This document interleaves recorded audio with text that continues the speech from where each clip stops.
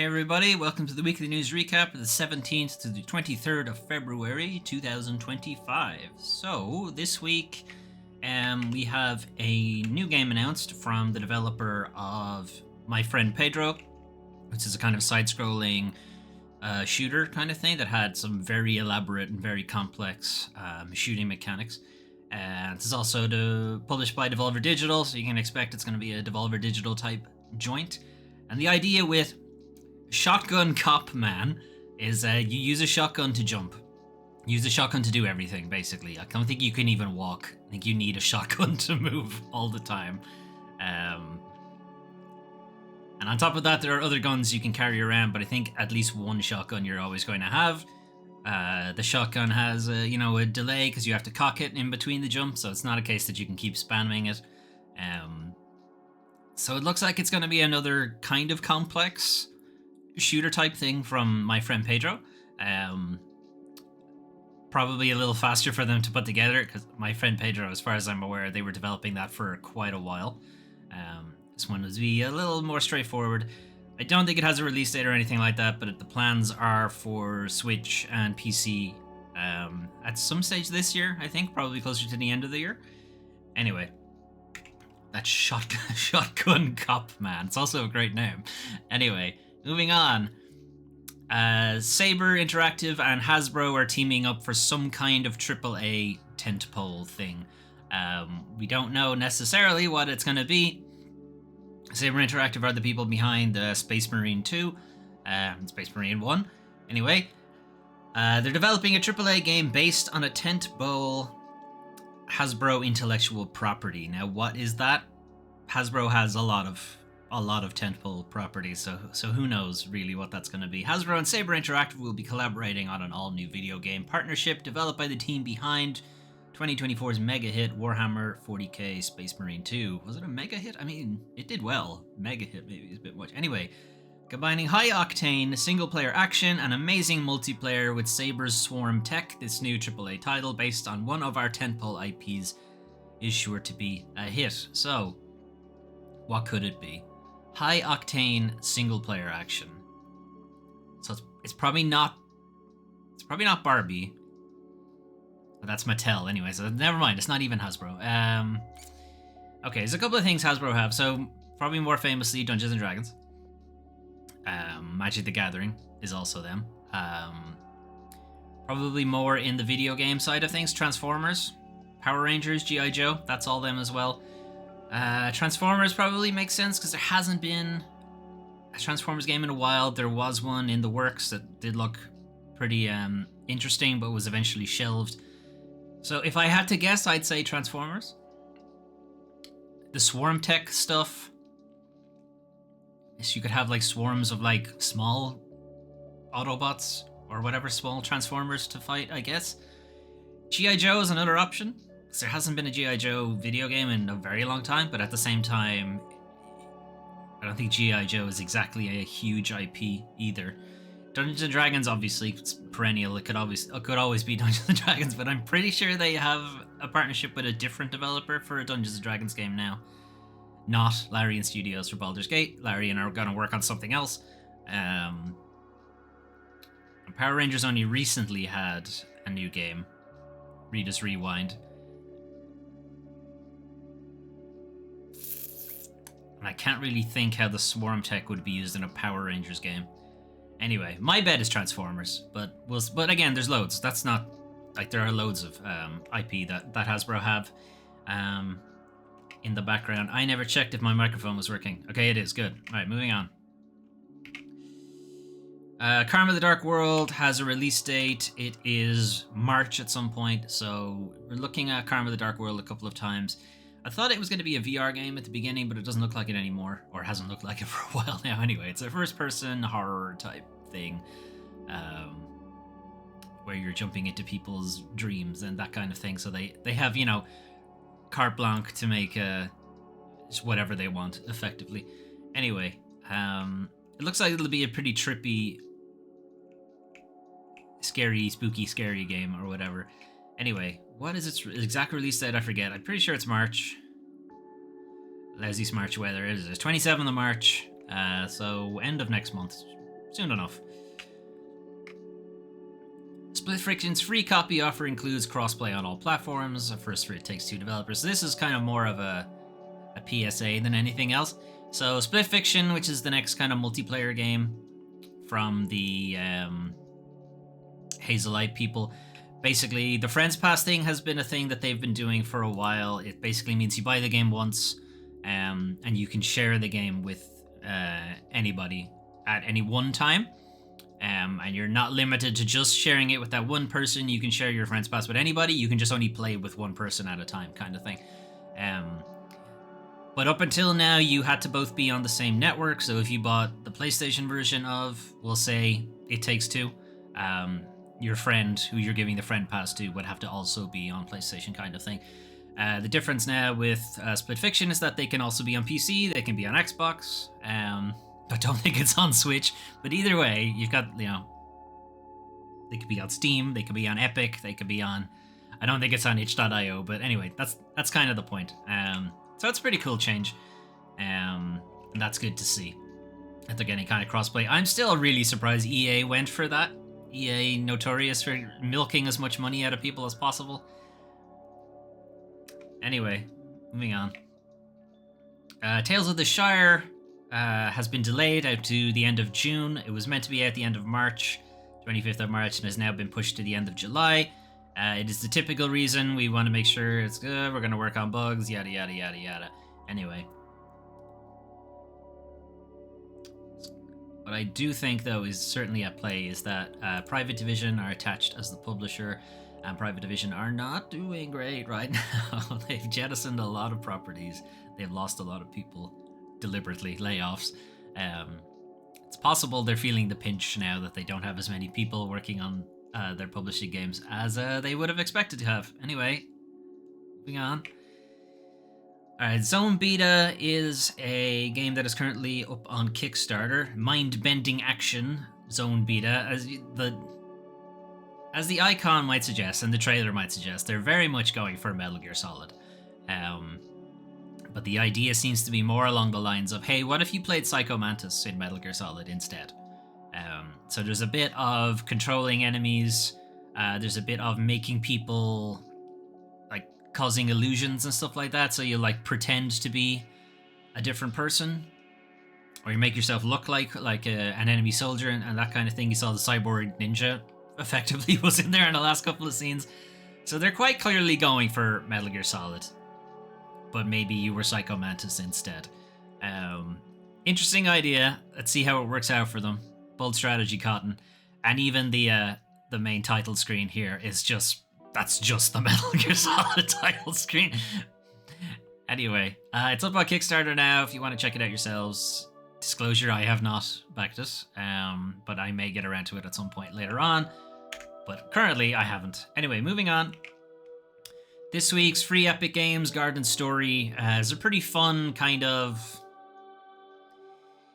That's not exactly a platform. It's really more of a top-down Zelda type thing, I suppose. Unify a broken community as the newly appointed Guardian of the Grove. Traverse a vibrant island to combat invasive rot, inspire its inhabitants, and rebuild your home. You won't have to do this alone. Fruity friends await, ready to lend a hand. So yeah, it's a bit of a Zelda type, but it's got a little bit of like town building, town management kind of things going on as well. It's very fun. It's like a cozy kind of Zelda game, I suppose. So that's free on the Epic Store up until Thursday, and then there was a second game. It's free on the Epic Store, which is World War Z Aftermath, which is probably the exact opposite of Garden Story. The ultimate co-op zombie shooter. Citation needed on that one. The next evolution of the original hit, World War Z. Citation needed. Has now captivated over 15 million players. Citation needed. Fight off hordes of ravenous zombies in intense story episodes across the yada yada yada. It's Left 4 Dead. It's Left 4 Dead, but it's World War Z instead of Left 4 Dead. Right, anyway, moving on. Some monthly games. The Xbox Game Pass second wave for February is going to see Formula 1 2024, Watch Dogs Legion, and Warhammer 40k Rogue Trader. So that's a pretty good get. The other two, yeah, but that one's pretty good. Avowed joined Game Pass some stage last week. or this week, whatever way you want to put it, February 18th. It looks like it's been getting some pretty good press. I'm cautiously thinking about getting it myself. I don't know if the PC will run it as well enough as I would like it to, but we'll find out. So EA Sports F1 24, it's a Formula 1 racing game. Chances are if you were already into Formula 1 racing, you probably already have the game. Anyway, Warhammer 40k Rogue Trader is really good. And a tactics RPG set in the Warhammer 40k universe. So think kind of... It's almost think like Baldur's Gate 3, but not quite. It's not like that expansive. Sort of like it's like go between XCOM and Baldur's Gate. It's kind of there. It's not quite as expansive and as expressive as Baldur's Gate, but there's a lot more story stuff going on than there is in XCOM. Like it's that kind of game. And then Watch Dogs Legion is technically Watch Dogs 3. That's why there's 3 dashes in the Legion. Set in London. I've seen kind of mixed opinions about Watch Dogs Legion on whether it's actually an improvement on Watch Dogs 2 or not. I think Watch Dogs 2 was sort of an overreaction or an overcorrection to the original Watch Dogs being felt to be like not fun. Like it was very kind of serious and po-faced, and it didn't seem like there was an opportunity to like have fun with the game because everything was so super serious all the time. And then Watch Dogs 2 was like nothing is serious, everything is funny. Watch Dogs Legion, it's kind of in between, but I don't know. Anyway, and then there's a bunch of other things that we already talked about last time. Those are some of the games you can play soon. What if you wanted to play something right now, though? Well, we've got Like a Dragon Pirate Yakuza in Hawaii, which is a kind of in-between game for the Like a Dragon series. Why is it almost 10 seconds of black screen? Okay, anyway. So the idea with this is Like a Dragon Infinite Wealth kind of took the series away from Japan and brought them into Hawaii. And the Like a Dragon guys, Yakuza, Ryuga Gotoku, whatever way you want to look into it, they like to do like in-betweeny games between their like bigger games. So this is their in-between game before they do Like a Dragon 9 or whatever. So you're going to be playing Goro Majima for a second time. You've only been... I think you only got to play as him in Yakuza 0. And then never again until now. He's woken up on the shores somewhere in Hawaii, amnesia, decides to become a pirate. That's kind of it. That's kind of the end of it. It still has the kind of wackiness you expect from the Like a Dragon series. Over the top pirate shenanigans this time around. A proper pirate ship. He's got the tricorn hat and everything. It's dumb. This is modern day. Anyway. It's a very dumb and silly Like a Dragon game that you've come to expect. Lost Records Bloom and Rage, Chapter 1, Episode 1, Part 1. Not sure what they're going for. It's got a little bit of the Goonies. It's got a little bit of Stephen King's It to it. It's got a little bit of Oxenfree. The idea is something happened at some time when you were in your teens. You had a summertime shenanigans transpired. And it's like almost 30 years later, you're having to come back and reevaluate things that happened there because I think somebody died, I think is the idea, and you're reminiscing about them and discovering that maybe some shit went wrong and maybe we shouldn't have just glossed over it for 30 years or 20 years or whatever it is. Anyway, that's Bloom and Rage. Lost Records Bloom and Rage, Part 1. Part 2, I'm not sure when it's meant to be out. I think it's May at some stage. And that's also on PlayStation Plus if you want to check that out. And I think it's on Game Pass as well. Anyway, moving on. Cabernet. So I've been talking about Cabernet for a while because I kind of like the look of it. And also, you play a vampire. And as we know, I can't really avoid playing games where you play a vampire. Anyway, Cabernet is a bit of a mix of a visual novel and then a little bit of... It's kind of like people management, I guess is probably the way to put it. So it's kind of a choose-your-own-adventure thing where you're trying to make your way in London as a newly spawned vampire and trying not to become like a full-on evil, kill-everybody vampire kind of thing. I do like the idea... So the game is called Cabernet, which is obviously a wine. And I do like the idea that your character, Lisa, not sure the pronunciation, her father was an alcoholic, and she's like desperate to avoid becoming an alcoholic. But the idea is that the blood is like a drink, like an alcoholic drink. It has that kind of addiction to it. And I do like the idea that they're sort of mixing that idea together, in that she's both trying to avoid becoming like her father, but she's a vampire and kind of needs blood to live, and there's kind of an addictive quality to it. I think it's an interesting idea. Anyway, that's Cabernet. That's out on basically everything, I think, except Switch. Stories from Saul the Gundog. So this is kind of a throwback to like older 80s mech anime stuff. The idea with Stories from Saul the Gundog is at the beginning there is a big like galactic war in Saul. You're on the side that technically won, but like a lot of your teammates were killed. You were like stranded in a dysfunctioning mech unit at the time, so your entire unit was wiped out while you were effectively unable to do anything, and you are, you know, survivor's guilt kind of thing, and then some people are blaming you for not getting into the battle with them. You know, you should have died with them, sort of thing. So there's a bit of like a PTSD thing going on, but then there's also the idea that maybe the war is not actually over yet and it's going to see a resurgence. Again, the demo was really interesting, and I'm kind of excited to see where the rest of the story goes. I think the demo is still available if you want to check it out yourselves. Moving on. Blue Worm. Okay, so Blue Worm is on itch.io at the moment. I don't think it's on Steam. I'm not sure. I think it is, but I haven't confirmed that. Let's put it that way. Anyway, it's on itch.io. It is a first-person dungeon crawler type thing. As you can see, the visuals are pretty trippy. Story-wise, you're descending into this dungeon to find your lost love. Yada yada yada. That's not really the important part. But it does have this kind of Kingsfield vibe to it. But then it also has a sort of like old school first-person shooters in some ways.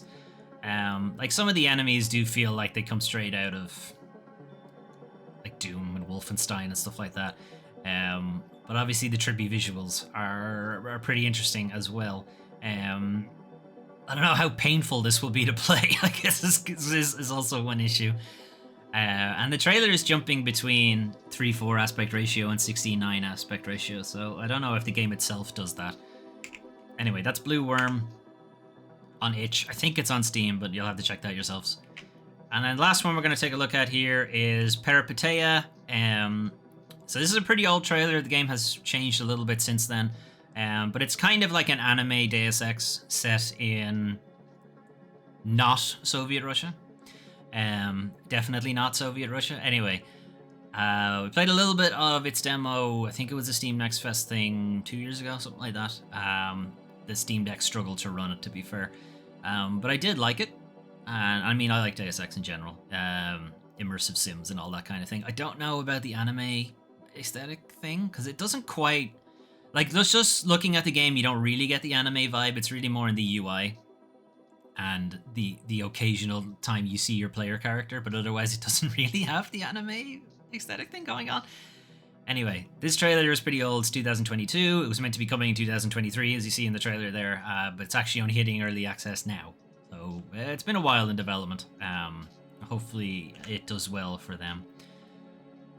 Unfortunately, though, it is now time to talk about the worst part of video games, the video game industry. So we've got kind of a shitstorm brewing at Netease, and this has kind of been brewing for a while, but this is kind of one of the bigger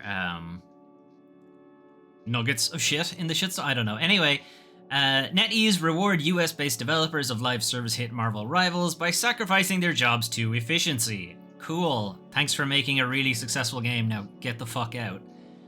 So a free-to-play PC game success story. Marvel Rivals has millions of players on its opening weekend, makes regular appearances in the Steam Most Played Top 10. Keep in mind, the Steam Most Played Top 10 has games from, like, games that were developed years ago. GTA 5, Dota 2, CS:GO, like this kind of stuff. That's what's in the top 10s, like crazy perennial hits. And then Marvel Rivals manages to regularly feature in that top 10. Like it's a hit. Congratulations. Now fuck off, basically, is the reward. Anyway, $136 million in January alone, but now apparently it's time to start laying people off. So Netease have laid off an undisclosed number of US-based employees. Netease have now confirmed that they have let go of these people to optimize development efficiency by removing developers. Okay. Makes sense. Assures players that we are investing more, not less, into the evolution and growth of this game by removing people who made the game successful. Okay. Makes sense. This is from Thaddeus Sasser, who was one of the project's game directors. They've multiple game directors on Marvel Rivals. Anyway, this is such a weird industry. My stellar, talented team just helped deliver an incredibly successful new franchise in Marvel Rivals for Netease Games, and we're just laid off. Cool. Appreciate it. So, as fucking crazy as it is to be, well, it's not crazy. I mean, it's capitalism, really. But laying off the people responsible for this big live service hit, to keep in mind how many live services have we talked about just on this channel have failed spectacularly in the last couple of years, and they get one that actually succeeds, does incredibly well, entirely eats Overwatch's lunch, like nom nom. Layoffs, like what the fuck? Make a great game, get laid off. Make a shit game, get laid off. Like, what's the fucking point? No wonder so many people are just leaving the games industry. They get laid off and they don't find another job in the games industry. They find another job somewhere else in a different industry entirely and just leave it. Massive brain drain, massive talent drain in the games industry, all in the name of optimizing development efficiency. Anyway, as I said, this is a brewing shitstorm for Netease that started a little time last year instead. So this is part of worldwide cost cutting at Netease. Worlds Untold in November. This was former Mass Effect developers didn't get to make their game, so funding was just pulled from them. Then we had some former Halo developers at Jar of Sparks. Again, Netease cut ties with them, despite helping form the studio in the first place. And then we learned earlier this week, Liquid Swords, it's former Just Cause people, again, approached by Netease to open their own studio to be funded by Netease, have now had pulled. There have been layoffs found there. So a lot of the things that are cited for why Netease are pulling away from non-China based developers is just cost of living outside of China is quite a bit higher, particularly in the US. So it's seen as average cost of living, which by extension then means the average salary in the US, Sweden, a couple of other developer hubs, is higher than it would be in Guangzhou in China. So that's the reason given. I don't know if that makes sense if you're already making 136 million just by itself in January, but okay. Anyway, a lot of these developers were yet to release a game. I guess you could make, cutting your ties early, as shit as it is to see that some really good developers aren't getting a chance to make something without EA attached to it, without Microsoft attached to it, without Square Enix attached to it in the case of Just Cause. They don't get to make their game, but Marvel Rivals is already out and is doing incredibly well. And now they decide, now we're going to start cutting costs at it. If a live service project can do this well and still undergo pruning, what hope is there for anybody else? Why even bother at this point? Okay, so coming again out of this article from Edwin Evans Thirlwell, the games industry continues to weather a phase of mass reductions, which have been variously attributed to rising interest rates, disappointing returns on new and crappy technologies, such as NFTs, and above all, a market reset following over-ambitious expansion during the boom period created by COVID pandemic lockdowns. How long has it been since COVID now? I know time is a construct and all that, but it's been a while. It's been 4 years, 5 years, maybe, in some cases. Like, how have you not adjusted by now? Why are we still trotting out COVID as an excuse? This is just we want money. The COVID reset argument and other explanations risk being used as distractions for the banal reality that video game publishers are always going to want to cut costs and increase profits, even when times are good. Thankfully, Marvel Rivals is here to clear things up. Yeah, exactly. We've got a really good game, doing really well, people really like it. No, more money, somehow. More money by just fucking over the people who got us all that money in the first place.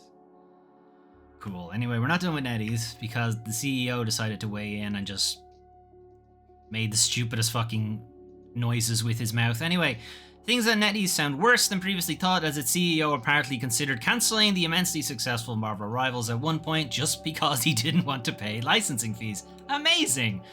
The CEO of its developer Netease reportedly considered cancelling it completely at one point. Netease's CEO William Ding apparently didn't like the idea of paying Disney for the use of its characters. Imagine doing something like that. He supposedly disliked the idea so much that he asked the game's designers to replace the Marvel characters with designs of their own, with there even being discussions of outright cancelling the game, something that apparently cost NetEase millions of dollars. Millions, with a plural. It cost them more money than they made when the game came out, because their CEO wanted them to make not Marvel Rivals. And yet he still has his job. But the people who made the immensely popular game, they don't. They don't have their job anymore. Ding had set a goal in 2018 for the company to generate half its revenue from overseas by investing in developers like the creators of Yakuza, Toshihiro Nagoshi. A little bit more on him. Anyway, 2018, generate half its revenue. That clearly hasn't happened. He still has his job. And you're certainly going to be generate half its revenue from overseas by shuttering developers? By cancelling games from Worlds Untold and Jar of Sparks? That makes sense. He still has his job, though. He's still CEO. Anyway, but we're still not done with NetEase, because as I said, it's a big shitstorm. Still more NetEase studios like Quantic Dream and Grasshopper are at risk, as firm reportedly now seeking buyers. Good shit. Good shit's happening here. So, on top of Worlds Untold, Jar of Sparks, Liquid Swords, as we talked about already, the company is allegedly actively shopping around more of its non-Chinese studios in the hope of divestiture. Now, NetEase's position is that they're not doing that, but a number of anonymous insiders, say no, they're absolutely planning to sell them off if they can. So, anonymous sources inside NetEase claim that NetEase plans to divest itself of the majority of its overseas teams. Studios like Quantic Dream, which is Detroit, Beyond Human, Beyond Two Souls, a bunch of other Quantic Dream, David Cage shit. Grasshopper Manufacturer, which is Suda51, Lollipop Chainsaw, the original one, Killer is Dead, I'm sure I'm missing a few. Shadow of the Damned, that's him as well. His new game, Hotel Barcelona. Debatable if it actually gets its way out. And then a couple of other studios, sure, why not? Anchor Point, GPT Track 50, Jackalipta Games, Negoshi, as we talked about, it's the former Yakuza developer, Pincool, Rebel Wolves, which are former Witcher developers. Skybox Labs, I think, are former Bioshock. Not sure on that one. Studio Flare, T-0 Entertainment, and a great many more, like tons. That's all of them, basically, of their non-Chinese developers. Anyway, NetEase has insisted it has not wavered in its global expansion plans, despite quite clearly, obviously, taking money from Worlds Untold, Jar of Sparks, Liquid Sword, and now Marvel Rivals. But no, we've not wavered in our global expansion plans, guys. We're just going to wait a couple of weeks. NetEase, take the mask off. Anyway, we're going to stop talking about NetEase for a second. These are the text messages that allegedly got a former Bungie executive fired, according to a court document written by Sony. So, late last year, Sony fired a creative director at Bungie. I forget his name, something Barrett, Christopher Barrett. Was removed from position last year because sexual misconduct, effectively. Anyway, A lawsuit between Sony and fired Bungie director is getting messy. Sony has now revealed these text messages sent by the former director, which it says is proof of his predatory behavior and justified their decision to dismiss him. Barrett, for his part, has sued Bungie and Sony for breach of contract and defamation. He's alleging that they, just found these issues or cherry-picked conversations between him and employees in an effort to do him out of a $45 million payout for when Sony acquired Bungie. Somewhere in his contract said he got a big payout. Anyway, so examples of the texts he has allegedly sent to employees have been revealed in the court filings. We'll get into the texts themselves in a second. But speaking about the investigation, it was an internal investigation that Sony conducted at Bungie. Found all of this shit about Christopher Barrett and said, get the fuck out, more or less. Anyway, the investigation revealed that Barrett's misconduct with each employee was consistent. Effectively, he would do the same thing to each employee. It was like a system he had. He'd target a low-level female employee that he did not work directly with. He'd engage in friendly conversation, eventually start pushing boundaries to make it more sexual, social references to their physical appearances, romantic interest, that kind of thing. Barrett attempted to create an unprofessional level of intimacy with his victims. He'd start following their personal Instagram accounts. He'd start responding to them out of work hours, this kind of thing. He'd bring up inappropriate topics like their body and their relationships, his marriage or his desire to break his marriage vows and so on. He'd get them to try to play truth or dare, ask me anything, that kind of shit, all over text. Anyway, he often referenced his wealth and his ability to advance their careers. Speaking about the wealth, remember he was looking for a $45 million payout. Anyway, referenced his wealth and his ability to advance their careers, which, should be taken as a tacit admission that I can also prevent your career from being advanced, and so on and so forth. So a couple of the text messages are laid out here.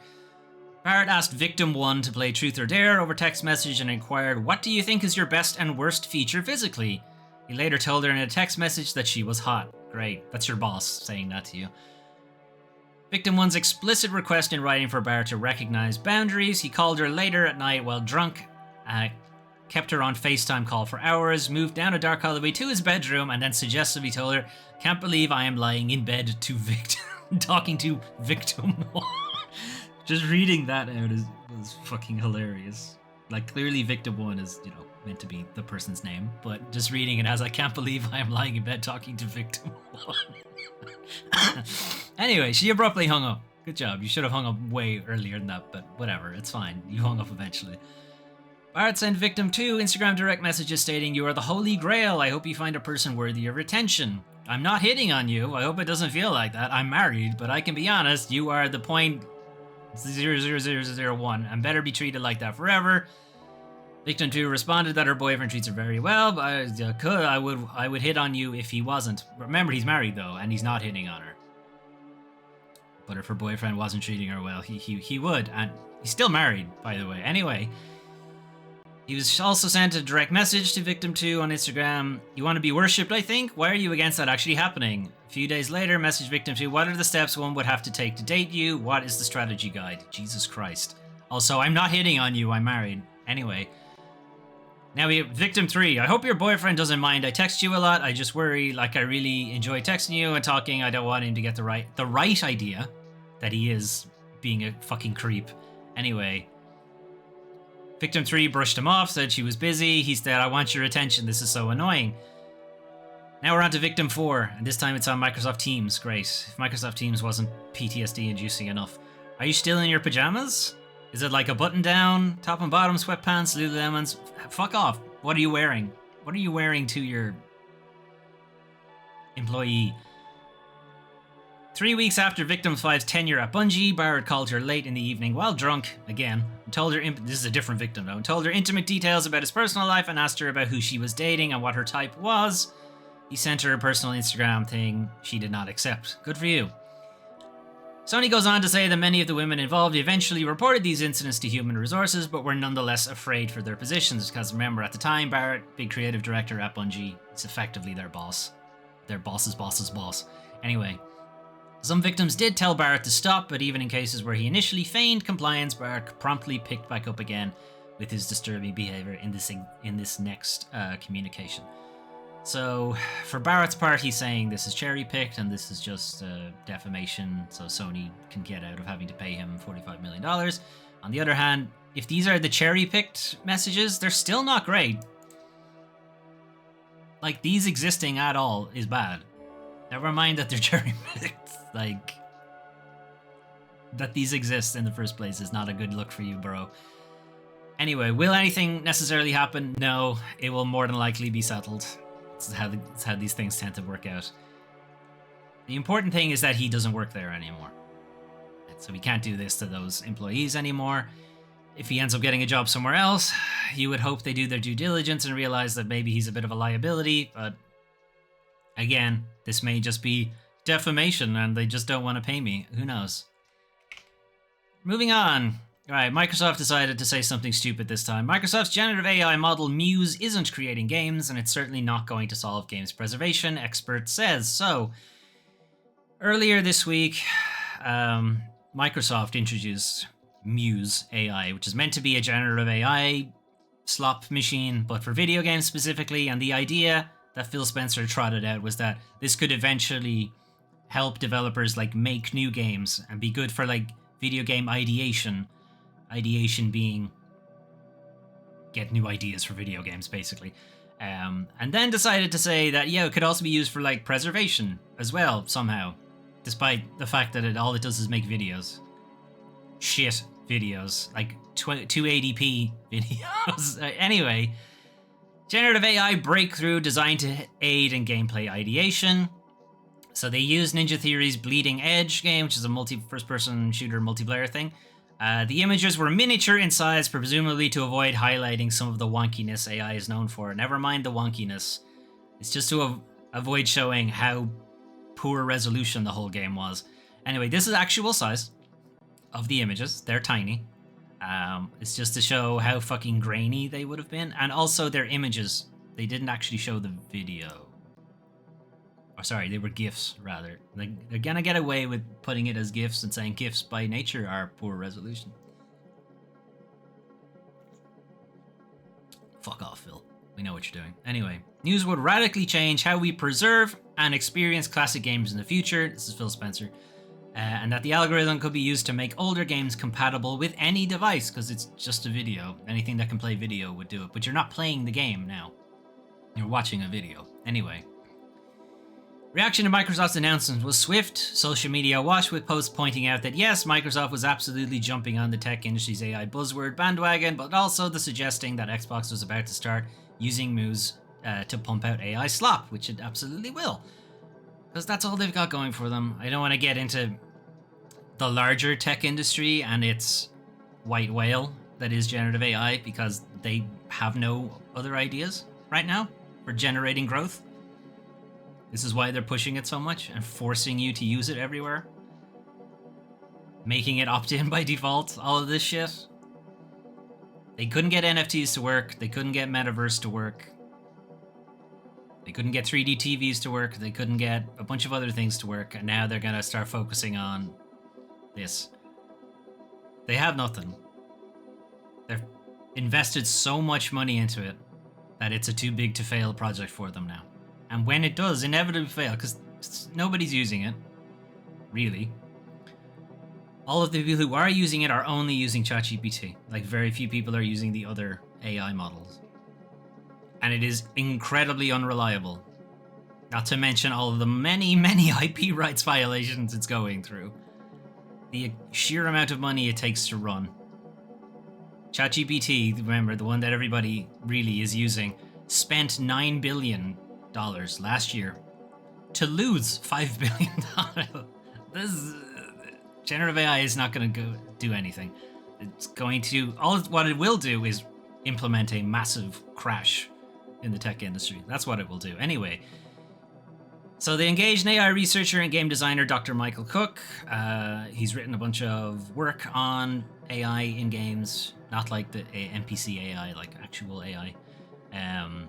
He's a lecturer at King's College London and a couple of different other things. Anyway, he's laid out an extensive blog that, yeah, it's not going to do any of those things. Muse was fed 7 years of video footage of people playing just one game, in this case Bleeding Edge, to see if it could then generate further gameplay footage of it. This is something Google did with Minecraft, I think, a while ago, and with Doom.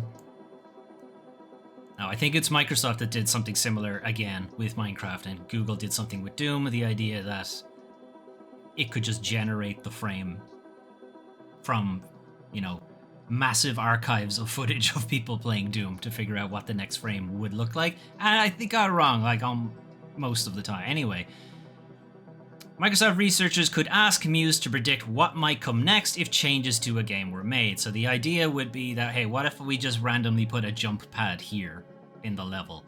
What would gameplay now look like?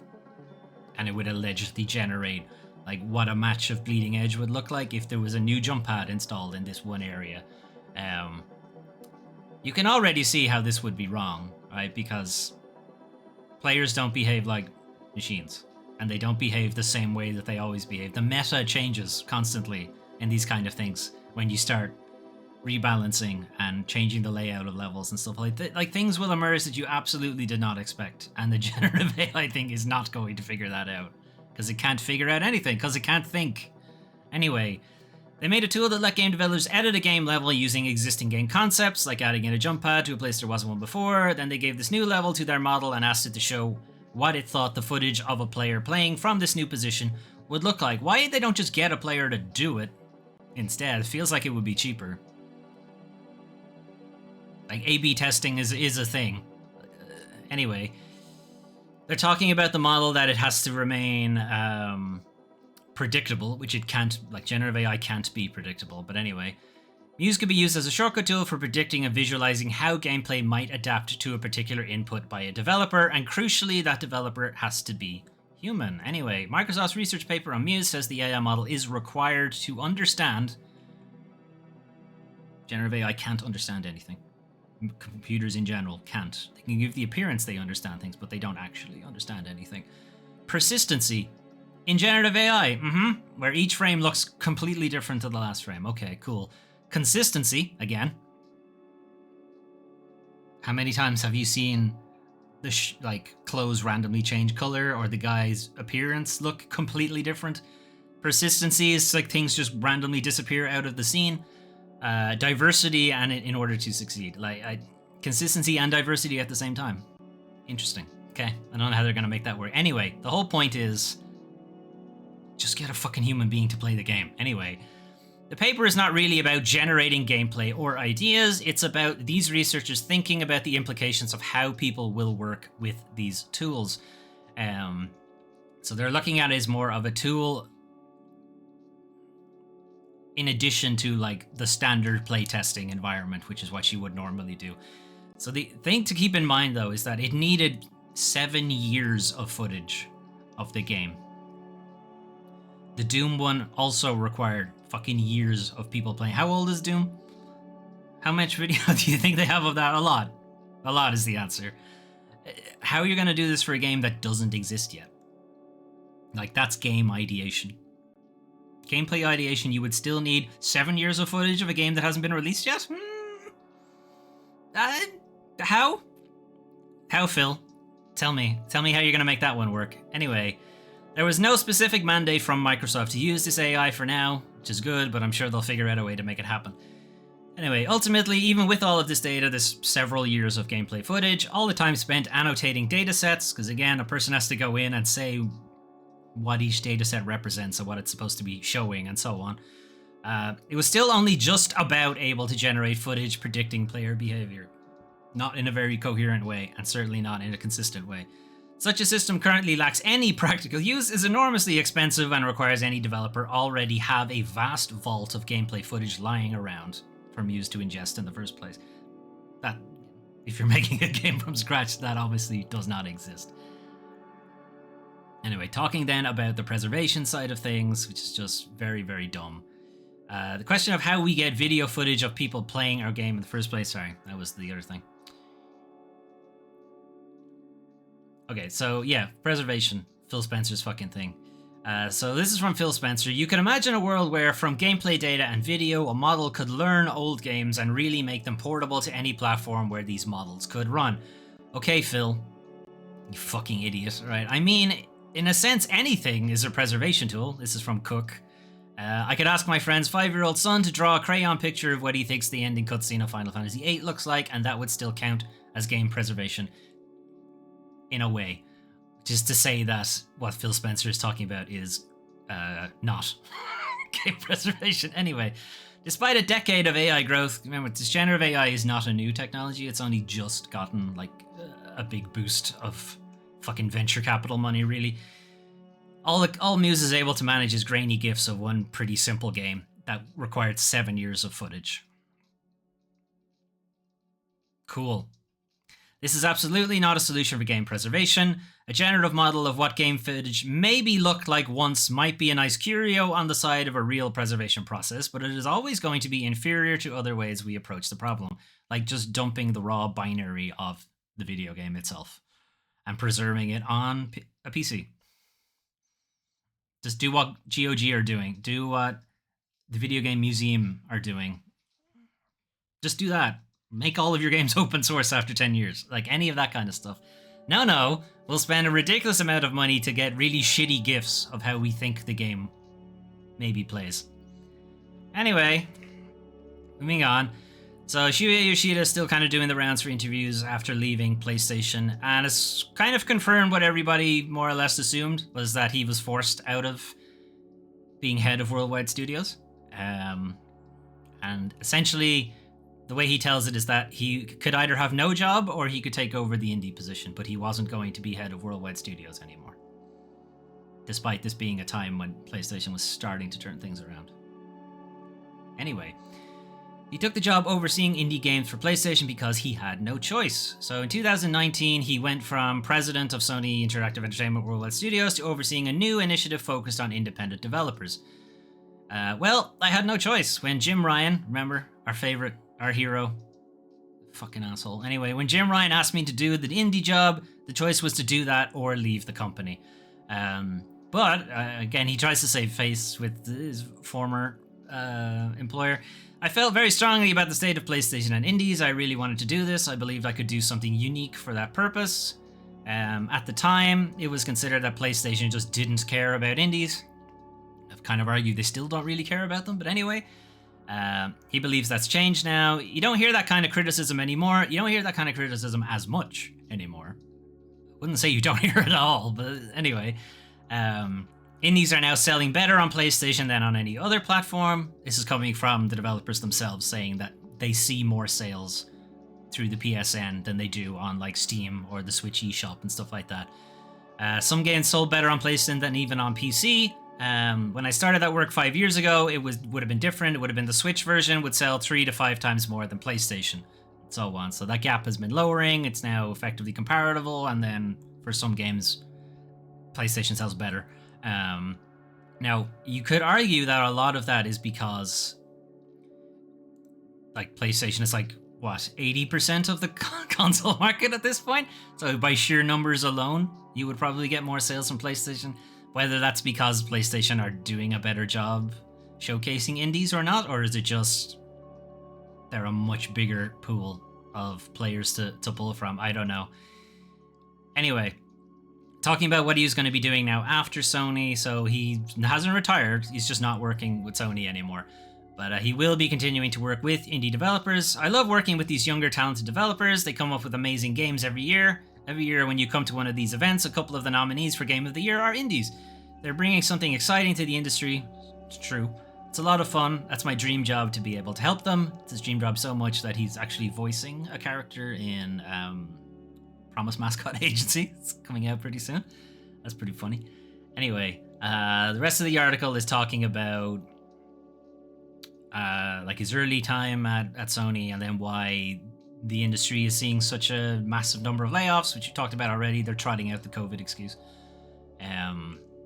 Anyway, moving on. Okay, so this is kind of a... I don't even really know how to go with this story. But anyway, Hades 2 developer says it won't recast anyone after striking voice actor says they may be replaced. So... Maren M. Miller, who voices Athena, Tisfany, and Alecto in the original Hades, and was back to voice those characters in Hades 2, basically put out a post on Blue Sky suggesting that they may be recast because the SAG-AFTRA strike for voice actors is currently still ongoing. That's why you may have seen, I think Destiny had DLC that came out recently that was unvoiced. It was just all subtitled because of that reason. Anyway, there's a chance they may be replaced in the sequel because of the ongoing SAG-AFTRA strike. It failed to negotiate acceptable protections around the use of AI for its members. So that is the reason why the SAG-AFTRA strike is currently ongoing.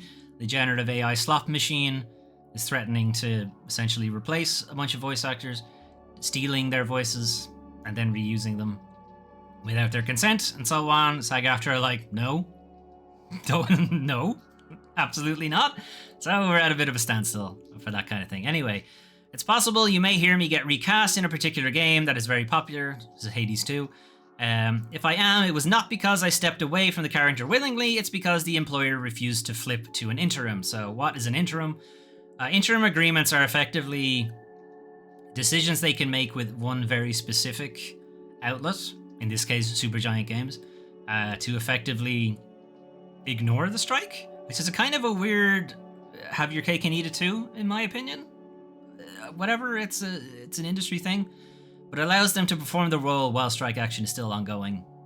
I guess it's a case of like Supergiant Games are on board with the generative AI protections, so it's okay to work for them, or they're not under contract with SAG-AFTRA in the first place, so it's okay to work for them. I don't know. There's some sort of gray area that I'm not familiar with. Anyway, Miller then clarified on what game necessarily they were talking about, but it would be super helpful if you wrote a giant email asking them to flip for their actors. So Supergiant are only working on Hades, Maren M. Miller has only done work on Hades, etc. It's Hades 2 they're talking about. Anyway, Supergiant came back to basically say that, yeah, we're not recasting her. She has nothing to worry about. The job is there whenever the strike has ended. We have not recast any of our characters in Hades 2 and wish to keep working with each and every member of our wonderful cast. We have respected and will continue to respect any actor needing to pause work during the ongoing SAG-AFTRA video game strike. While none of our games have ever been subject to SAG-AFTRA contracts for a variety of reasons, because they're too small usually, we wish Supergiant are too small compared to SAG-AFTRA. Anyway, we wish SAG-AFTRA the best in their negotiations to compel larger signatory studios to provide the kinds of protections we think actors deserve. The larger signatory studios here would be Microsoft, Sony, EA, Activision before they were acquired, like that kind of thing. Not small indie outlets, basically. Anyway, due to the ongoing SAG-AFTRA strike, you may notice certain voice lines being silent in-game. However, we have enabled subtitles by default for this release to ensure players do not miss any narrative content. So basically, they're continuing development, and they're just gonna have lines just be silent for now until the strike is over and they can record the lines properly. Remember, Hades 2 is still in early access, technically. Like, it's not released yet, so they're still technically in development. Anyway, it's kind of a weird... They're kind of a weird developer to single out for this kind of thing, because if I was to question anyone who would flip like the strike thing or break the strike or anything like that, it absolutely would not be Supergiant. Like, they're not even in the argument for which developer is underhanded enough to like recast. Like, it's not them. Definitely not. There's so many other developers that would come ahead of that. Right. Anyway, last thing we're going to take a look at, outside in the community, kind of in the community, I suppose. There's a bit of a crossover with the industry itself. Anyway, Epic pulls out all the stops to humiliate Fortnite cheater. So this is somebody who shared their account during some kind of Fortnite tournament, which is not allowed. The person they shared the account with ended up winning, got the prize money. Prize money was like 10 grand, something like that. US dollars. Fortnite or Epic found out and were like, well, we're not going to do this quietly, where they just quietly, make a settlement, you give the money back, you get banned from the game, and nobody ever really hears anything about it. No, they wanted to make this one a bit they wanted to make this one count, I guess. I don't know. We took legal action against a player who shared their account to unfairly qualify for FNCS. I don't know what that is. Fortnite Community something. Championship something maybe. I don't know. Champion Series. Something like that. Anyway, now they're banned from Fortnite tournaments forever and their undeserved prize money was donated to charity. So part of the settlement for this, like, not to go to court and for them to be, like, damages and shit like that, they had to put out a video on YouTube stating what the reason was it for. And, anyway, Morgan Repulse God, great name, Bamford, elaborating on what went down. I shared my Epic Games account with another user, Forbes, to qualify for the 2023 Fortnite Championship Series. That's what it is. Grand Finals. My actions violated Epic's rules and I was disqualified from the tournament. So the money was donated to Child's Play. It's a good video game, kind of children's charity. Forbes went on to place first in the tournament, so, you know, illegally getting into that position. Prize money was about 10 grand. Prior to that, Bamford had total life winnings of over 70 grand in pro Fortnite tournaments that I guess he's not going to be able to get now. Cheating in tournaments ruins the fun for the players who earned their spot in tournaments, and I apologize to the Fortnite community for my actions. Then the comments were pretty biting as well. I won't ever cheat in Fortnite again. To which one user responded, yeah, no shit, bro, you're banned. Good shit. Okay. We'll leave Pirate Yakuza thing to loop. Anyway, that's your news for the 17th to the 23rd of February, 2025. Shotgun Cop Man looked kind of dumb and unhinged and is definitely a Devolver hit waiting to happen. Outside of that, Private Division continuing to have publisher issues. I'm not sure if the Tales of the Shire is because they want to polish the game further, or it's just because Private Division don't have money right now. It's hard to tell. Speaking of publishers that are having difficulties, Annapurna Interactive are going to have a showcase tomorrow, 24th of February. You may recall late last year, everybody at Annapurna Interactive walked out because they decided to parachute in a new head of the company, CEO. It's not CEO, but it's like managing director or something like that. Anyway, somebody nobody wanted to work with, so they all just collectively left. So who's even still left there at Annapurna, I don't know, but we'll find out tomorrow, the 24th of February. You may already know at this point before you're even watching. So that'll be fun. The whole Netease thing, it is very difficult to tell what's going on there with Netease. Because clearly they had the money to expand outside of China. You know, they willingly approached a bunch of developers who were leaving other studios to help them set up their own studios and are now pulling the plug on them before they're even getting their game out. And in the case of Marvel Rivals, while they've already gotten their game out, it's extremely disappointing, basically. We were looking at a bunch of developers, veterans from some like really good game series that have been like hamstrung because they're stuck with executive publishers who don't really understand the video game space, and just want more money, just want number go up instead of let's make something artistic and creative. No, money, number go up. Anyway, it seemed like they were going to be getting out of that, and now the money's being pulled, and it's kind of disappointing. Anyway, outside of that, the generative AI Muse thing is just a bunch of executives talking about the technology they don't understand. And really, they're speaking to investors rather than speaking to the developers directly. The fact that there's no mandate to use the AI is good. I'd be concerned when they actually decide that there is a mandate to use it, then it'll become an issue. Shuhei Yoshida basically confirming that he was forced out of being head of Worldwide Studios. I mean, we all kind of knew it, but he hadn't come out and actually said it at the time because he still worked for Sony, but he doesn't anymore, and so now he can say it. Anyway, what's happening on the channel Again, not a whole lot. Off stream, I had started playing Ender Lily's Quietus of the Nights. So this is a kind of anime, side-scrolling Castlevania type thing. Metroidvania type thing.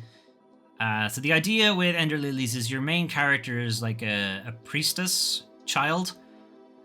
Again, it's anime. It's not quite clear how old she's actually supposed to be, but anyway. And she has a bunch of spirits that follow her, and it's the spirits that do combat. So your party members can be pretty evenly changed around the place. And they all come in a variety of different abilities. Think of it as like summon spells in Castlevania. Only the whole game is that. And I was really enjoying it up until I encountered Guardian Silva, who's a boss. It's about midway through the game, and just fuck off. This is way too hard. Like, she has 6 stages. It's a 6-stage boss fight, which is kind of insane. But anyway, starts off as like about the same size as you, very quick, very punishing damage. But I could kind of manage the first form. There's 2 forms with 6 stages. Anyway. It's like you get them down to 60% health, they change their patterns. You get them down to 10% health, they change their patterns. And when you get them down to 0 health, they get a new form. And then the same thing again, 60%. That wasn't her, but she looks like that. Anyway, I fought her, I don't know, a couple of times and just, I'm done. I was enjoying the game and still probably would enjoy the game, but I don't want to put in the time to grind out a win. You know, because it's just going to piss me off and I have so many other games to play through. So I may come back to it at some point. There is a sequel out now, or out last year, I think, on PC and now on console, Ender Magnolia, something. Notice a subtitle. As a similar looking type of game. But if it has the same kind of bosses, then just, you know, go away, basically. Anyway, so... Otherwise, I'm thinking of restarting Pillars of Eternity. So with Avowed out and Avowed doing pretty well, Avowed is set in the same universe as Pillars of Eternity. It's set between Pillars of Eternity 1 and Pillars of Eternity 2, Dreadfire. So since I don't own an Xbox, and I'm debatable if the PC can play Avowed decently, I'm sure it can play it, probably. It's just, I'd rather play it on like its recommended or max settings if I can manage it. Anyway, so I'm gonna give Pillars of Eternity another go. I did bounce off it the first time, and the second time I played it. I had the same issue that I had with Baldur's Gate 3, which is that I'm just never happy with my main character. I just don't like the build after a while. And you can only play through the tutorial and the opening area so many times before you get bored of it. So I'll try again. Maybe I'll get a build I'm a little happier with. See if I can force my way through it. But anyway, next week on the channel, I am hoping to do some more Steam Next Fest stuff. That's the wrong button. So starting Monday up to Sunday, 24th February, 3rd of March, Steam Next Fest. There are usually like 3 Steam Next Fests through the year.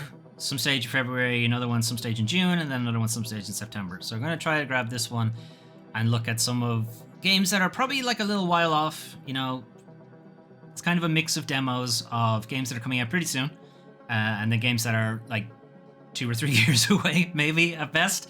I also have a PC this time around rather than the Steam Deck, so it used to be a question of will it actually even run on the Steam Deck a lot of the time. Having a PC now, I'm confident they'll run. It's a question of whether they'll run well is different now instead. With the Steam Deck, it was, will it even run at all? Debatable. Like, it was almost certain it was going to run poorly. If it did at all. Anyway, I guess we'll find out. What I'm debating here is whether to do a live stream of Steam Next Fest or to do a pre-recorded series of videos instead.